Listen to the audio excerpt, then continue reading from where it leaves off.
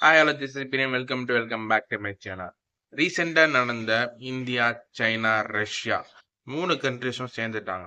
அப்படி சேர்ந்த பிறகு என்னென்ன இம்பாக்ட்லாம் வந்திருக்கு அண்ட் ட்ரம்ப் எப்படி ஹேண்டில் பண்ணாரு அண்ட் என்ன ரியாக்ட் பண்ணாரு, என்ன ப்ராப்ளம்லாம் வரும், அதை எப்படி டேக்கிள் பண்ணணும் அண்ட் இதுக்கும் இன்ஃப்ளேஷனுக்கும் ஏதாவது சம்மந்தம் இருக்கா, இதுக்கும் எக்கனாமி டவுன் ஆகுறதுக்கும் ஏதாவது சம்மந்தம் இருக்கா அண்ட் சம்மந்தம் இருக்க அப்படின்னா என்னென்ன விஷயங்கள்லாம் இருக்கு கம்ப்ளீட்டாக அனலைஸ் பண்ண அந்த வீடியோ இது.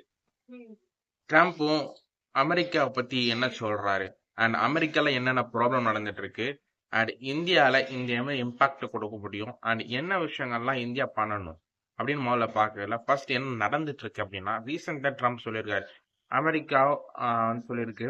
டொனால்ட் ட்ரம்ப் என்ன சொல்றாரு அப்படின்னா, இந்தியா, சைனா, ரஷ்யா எல்லாமே சேர்ந்துட்டாங்க. அவங்களோட நெக்ஸ்ட் ஃபியூச்சர் வந்து ரொம்ப பெஸ்டா தான் இருக்கும். இந்தியா வந்து அமெரிக்காவோட ஃப்ரெண்டு கிடையாது. இனிமேட்டு அமெரிக்கா வந்து எப்படி ரஷ்யாவை ட்ரீட் பண்ணுதோ, சைனாவை ட்ரீட் பண்ணுதோ, அது மாதிரி தான் இந்தியாவை ட்ரீட் பண்ண போகுது அப்படின்ற மாதிரி சொல்லியிருக்காரு கிளியரா. ஃபர்ஸ்ட் இந்த ப்ராப்ளம் எங்கேருந்து வந்திருக்குன்னு அப்படின்னு பார்ப்போமா. ஃபர்ஸ்ட் இந்தியன்ஸ் எல்லாருமே வந்து ஆர்பிட்ராஜ் அப்படின்னு சொல்றவங்க அந்த விஷயத்த. எப்படின்னா, இங்க இருக்க எக்கனாமில உள்ள இன்கம் வந்து அங்க அதிகமா இருந்துச்சு, ஃபாரின் கண்ட்ரிஸ் அதிகமா இருந்துச்சு அப்படின்னா அந்த எக்கனாமில போயிட்டு இன்கம் ஜென்ரேட் பண்ணிட்டு இங்க வருவாங்க. குறிப்பா 2000ல ஒய்டிகே ப்ராப்ளம் ஒன்று நடந்துச்சு. அந்த ப்ராப்ளம் இல்லாமல் மேசிவான டெக்னாலஜிக்கல் சேஞ்ச் தேவைப்பட்டுச்சு, எஸ்பெஷலி ஐடி செக்டார்ல.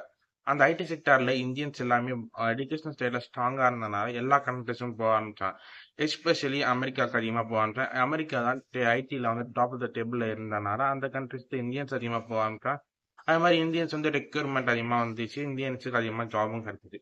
ஏன் நேட்டிவ் அமெரிக்கன்ஸு கிடைக்கல அப்படின்னா அந்த விஷயத்த அந்த டைம்ல என்ன நினைச்சாங்க அப்படின்னா, அமெரிக்கன்ஸ் ஜஸ்ட் லைக் தட் இது ஒரு நார்மலான ஒரு ப்ராப்ளம் சால்வ் பண்றதுக்கு வெளியிலேருந்து வராங்க, நம்ம ஆல்ரெடி இருக்க எக்ஸிஸ்டிங் விஷயத்த பண்ற மாதிரி அப்படின்ற மாதிரி நினைச்சிட்டாங்க. லைக் இப்போ எப்படி வந்து ஒரு நார்த் இந்தியன்ஸ் வந்து தமிழ்நாட்டில் வராங்களோ அதே மாதிரி தான் அமெரிக்கன்ஸ் வந்து நீங்க நினைச்சிட்டாங்க. ஜஸ்ட் லைக் தட் சும்மா தான் வராங்க, சும்மா தான் இது பண்றாங்க அப்படின்ற மாதிரி. ஆஃப்டர் தட் ஐடி நல்ல பூம் ஆயிடுச்சு, நல்ல ஒரு சக்சஸ் பண்ணிச்சு. அதுக்கப்புறமா சக்சஸ் பண்ணதுக்கு அப்புறம் மேசிவான ப்ராப்ளம் ஏற்பட்டுச்சு. எப்படி அப்படின்னா, வெளிநாட்டுல இருந்து எல்லாமே வந்து இந்தியன்ஸை ரெக்ரூட் பண்ண ஆரம்பிச்சாங்க. இந்தியன்ஸுக்கு நிறைய மேசிவான growth வந்துச்சு. அதை பார்க்க முடியாம அமெரிக்கன்ஸ் வந்து டவுன் ஆக ஆரம்பிச்சாங்க. அமெரிக்கன்ஸுக்கு அதிகமான ஒர்க், அதிகமான கல்ச்சர், அந்த மாதிரி நெக்ஸ்ட் சாட்டர்டே சண்டே லீவ் வேணும், அந்த மாதிரி ஒரு நிறைய வந்து ஒர்க்காலிக்கா இல்லாம நார்மலா ஒரு ஜாப் அப்படின்ற மாதிரி மைண்ட் செட்ல இருந்தனால மேசிவா ஸ்டாப் ஆயிடுச்சு ஒர்க்ல. இப்படி எல்லாமே ஸ்டாப் ஆனது ஒரு பக்கம் வந்து 2025-24 அந்த மாதிரி டைம்ல வந்து டொனால்ட் ட்ரம்ப் வந்து பிரசிடென்ட் ஆகுறாரு. அந்த பிரசிடென்ட் ஆனது அப்புறமா வந்து கம்ப்ளீட்டா வந்து சேஞ்ச் பண்ணணும் இந்த மெத்தட. ஒரு அமெரிக்கன்ஸ்க்கு வந்து கம்ப்ளீட்டா அமெரிக்காவா இருக்கணும், அமெரிக்கா ஸ்டில் டாமினேட்டா இருக்கணும், அமெரிக்கா டாமினன்ஸ் வந்து கம்மியாயிட்டே இருக்கு, அந்த மாதிரி மைண்ட் செட்ல அவர் வந்துட்டாரு. அதாவது மைண்ட் செட் வந்தனால அப்ப நிறைய கண்ட்ரிஸ் டேரிஃப் வைப்போம், ஸ்டில் நான் அமெரிக்கா தான் டாப் ஆஃப் டேபிள்ல இருக்கும் அப்படின்ற மாதிரி மைண்ட் செட்ல கம்ப்ளீட்டா கொடுத்துட்டு இருக்காரு. பட் ஆனா இதுவே என்னவாய் ஆயிருக்கு அப்படின்னா நெகட்டிவ் இம்பாக்ட கொடுக்க ஆரம்பிச்சிச்சு எக்கனாமில. நான் பாசிட்டிவ் இன்கம்மா அப்படின்னு நினைச்சீங்க அப்படின்னா டெஃபினட்டா நெகட்டிவ் தான் அமெரிக்காவுக்கும் சைடும் அண்ட் வேர்ல்டு சைடும். பட் வேர்ல்டு சைட்ல வந்து டெஃபினட்டா ஒரு எக்கனாமிக் ஷிஃப்ட் நடந்துட்டு இருக்கு.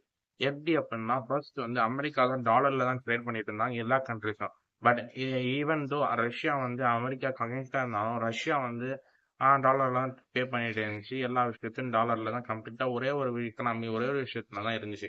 பட் இப்போ ரீசெண்டா என்ன பண்ணிருக்காங்க அப்படின்னா, இந்தியா வந்து அந்த இடத்துல இருந்து வெளில போனதுனால மிகப்பெரிய பாப்புலேஷன் ஆஃப் கண்ட்ரிஸ் வந்து எல்லாமே ஒன்று சேர்ந்துச்சு, இந்தியாவும் சைனாவும்.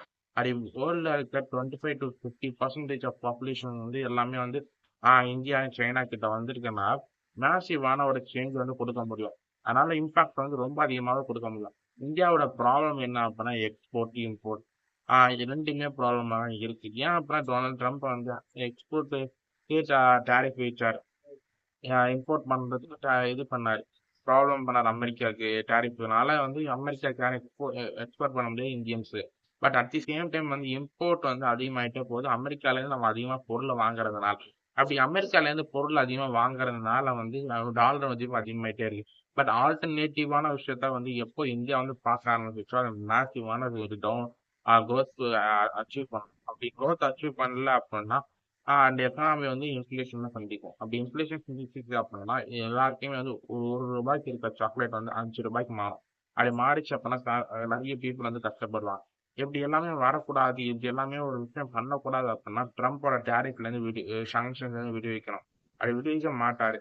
பட் அதனால ஆல்டர்னேட்டிவ் மெத்தட் என்னது? அந்த ஆல்டர்னேட்டிவ் விஷயங்கள் என்ன பண்ணணும்? அப்படின்ற மெஷர்மெண்ட் பார்த்ததுல அண்ட் அதிகமான காசு கொடுத்து ஒரு கச்சா எண்ணெயை வாங்குறத விட அண்ட் குறைஞ்ச காசுல நல்ல ஒரு கச்சா எண்ணெய் ஆகட்டும், நான் ஃப்ரெண்ட் ஆகட்டும், நல்ல விஷயத்தை கொடுக்குறது ரஷ்யா.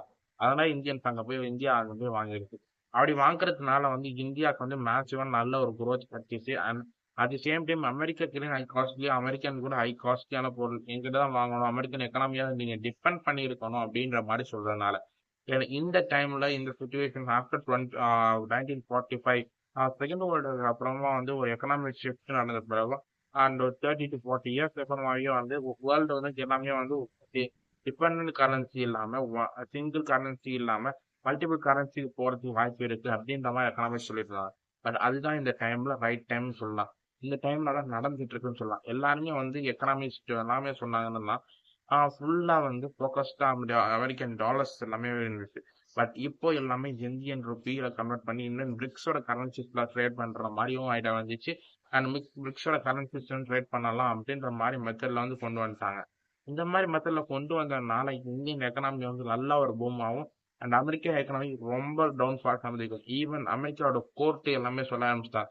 ட்ரம்ப் இது பண்ணது இல்லீகல், சட்டவிரோதமான முயற்சிலாம் செஞ்சிருக்காரு. இந்த மாதிரி பண்றது ரொம்ப பெரிய தப்பான விஷயம் அப்படின்ற மாதிரி டொனால்ட் ட்ரம்ப்புக்கு அகேன்ஸ்டா நிறைய விஷயங்கள் சொல்ல ஆரம்பிச்சிட்டாங்க. எப்படி அப்படின்னா இந்த மாதிரி பண்ணா அப்படின்னா எக்கனாமி அவங்க எக்கனாமி பாதிக்கப்படும். ஒரு சைடு லாங் டேர்ம்ல மிகப்பெரிய பாதிப்பு இருக்கும், ஷார்ட் டேர்ம்ல நிறைய பாசிட்டிவா இருக்க மாதிரி இருக்கும்.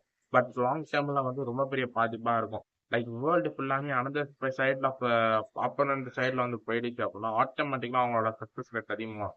ஆட்டோமேட்டிக்கலா எப்போ அமெரிக்கா டவுன்ஃபால் அப்படின்னு இந்த மாதிரி தொடர்ந்து பண்ணிட்டே இருந்தாங்க அப்படின்னா ஆல்ரெடி இந்த மாதிரி விஷயங்களை பண்றதுனால அமெரிக்கா டவுன் ஃபால் சந்திச்சிட்டு எப்படி அப்படின்னா 25 to 30% ஆஃப் இன்கம் டவுன் ஆகிட்டே இருக்கு அமெரிக்கா. அது மட்டும் இல்ல வெளிநாட்டுல இருந்து வர டூரிஸ்டும் வெளிநாட்டுல இருந்து வரவங்க படிக்க கூடாது அப்படின்ற மாதிரி நெகட்டிவிட்டி அதிகமா இருக்கா.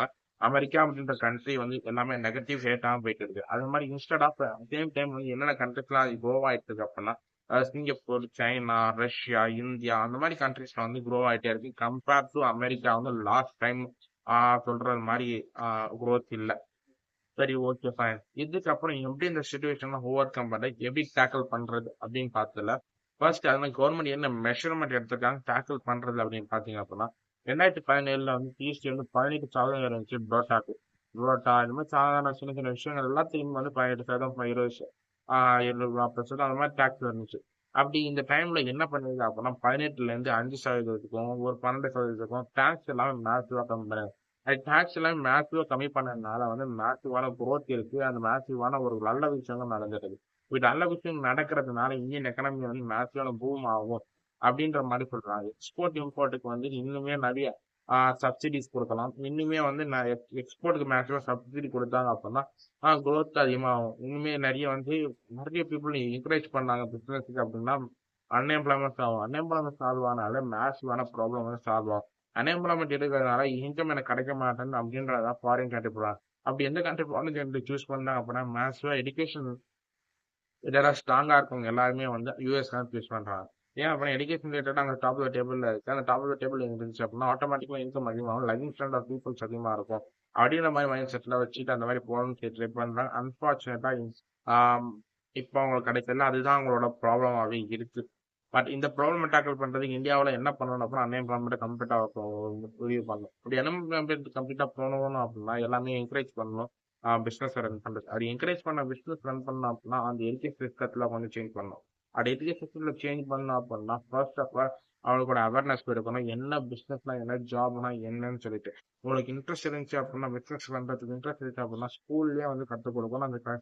அந்த விஷயத்த ஜிஎஸ்டி எடுக்கிறதா இருக்கட்டும், நிறைய அப்ரோச் அந்த விஷயத்து எல்லாமே செக் பை பண்ணாங்க. எல்லாமே ஸ்கூல் சொல்லிக் கொடுக்குற மாதிரி இருக்கு அப்படின்னா ஆட்டோமேட்டிக்கலா பிசினஸ் கொடுத்தோம். அது பிசினஸ் கொடுத்தாச்சு அப்படின்னா எக்கானமி கொடுத்தோம். எக்கானமி கொடுத்தாச்சு அப்படின்னா இந்தியா டெவலப் கண்ட்ரி